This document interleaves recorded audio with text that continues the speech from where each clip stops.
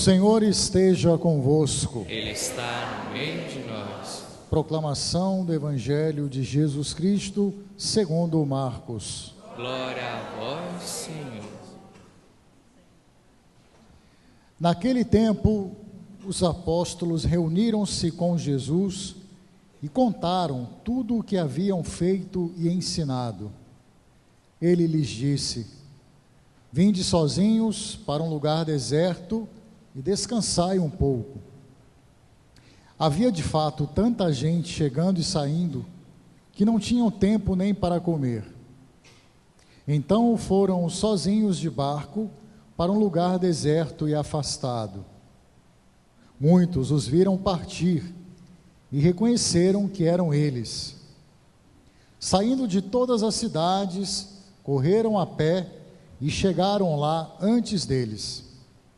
Ao desembarcar, Jesus viu uma numerosa multidão e teve compaixão, porque eram como ovelhas sem pastor. Começou, pois, a ensinar-lhes muitas coisas. Palavra da salvação. Glória a vós, Senhor.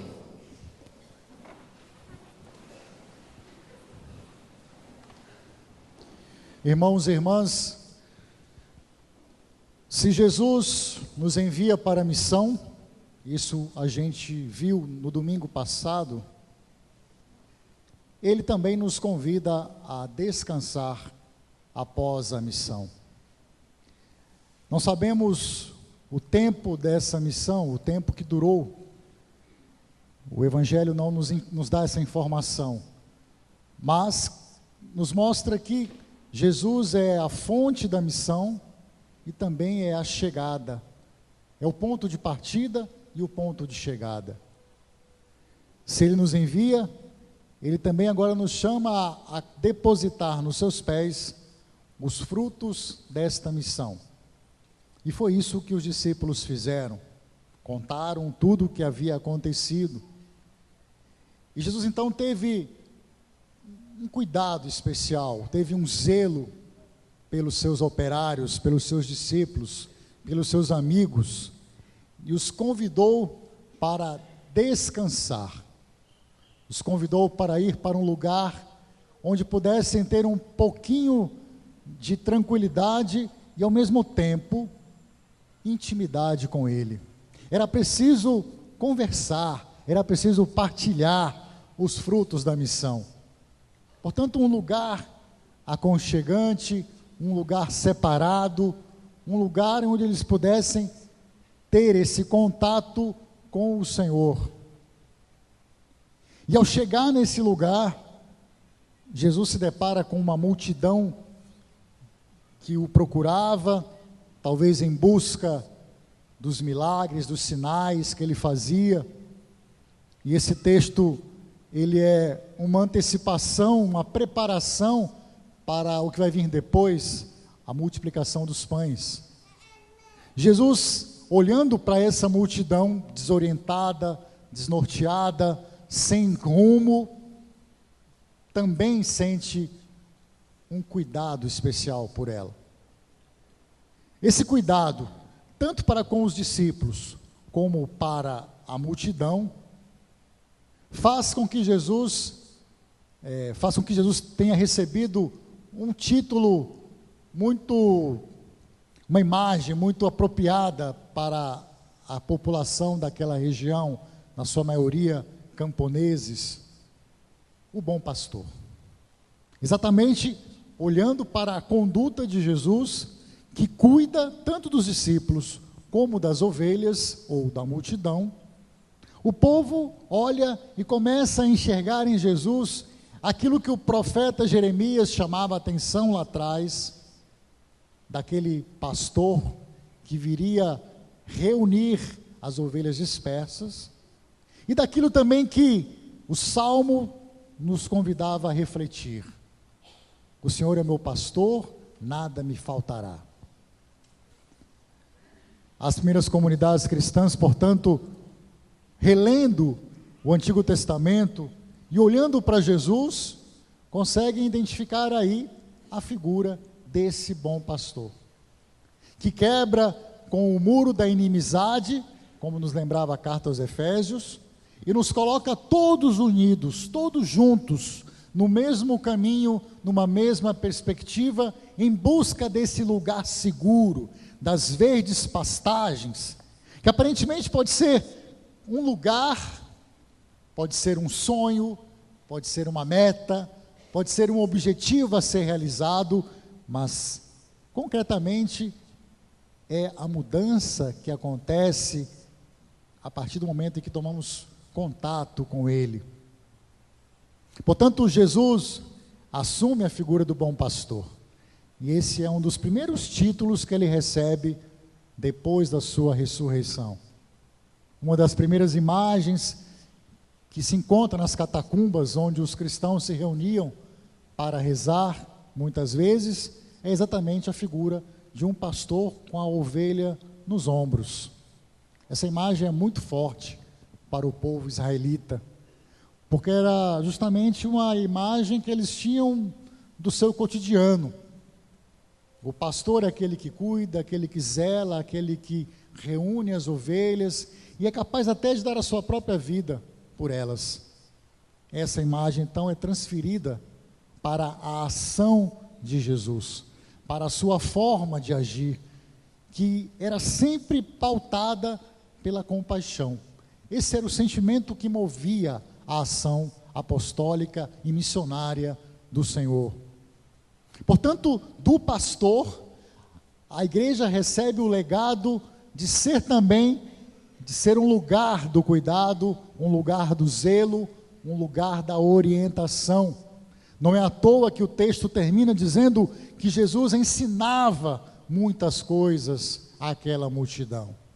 Não era só o pão material, mas era também o pão da palavra, justamente para que depois essa multidão tivesse condições de caminhar com as próprias pernas, conquistar estruturas novas que as capacitasse de buscar o seu próprio pão e não mais correr atrás dos grandes milagres e dos grandes sinais.